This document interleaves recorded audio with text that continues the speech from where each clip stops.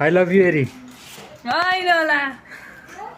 के को I love you भन्नुहुन्छ त अनि बिहान बिहानै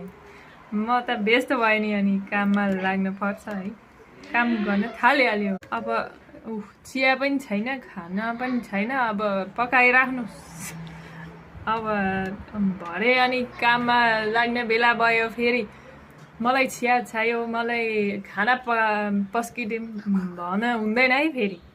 आफूले पकाएर खानुहोस् अनि भरे चाहिँ आई लभ यु भन्नु अब म खाना पकाइदिइराख्छु है अहिले चाहिँ किन अनि अहिले चाहिँ खाना पकाएको छैन पकाएको छैन अनि यहाँ पैसा कमाउनु पर्यो नि त अनि के गर्दै हो यहाँ काम गरेर पैसा पकाउने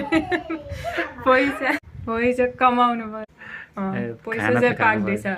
खाना चाहिँ पाक्दैन खाना बनाउनु म जान्दिनँ तपाईँ जानु न जाउँ खाना बनाऊ तपाईँ बनाउनु मैले सिकाइदिएको होइन कसरी पकाउने भनेको अल्छी लागिरहेको छ कहाँ अनि म त दिनैमा अल्छी लागिहाल्छ नि खाना पकाउनु के हो अनि ल पकाउँछ पकाउनु पर्यो जाउँ पकाउ मलाई चिया दिनु है पहिला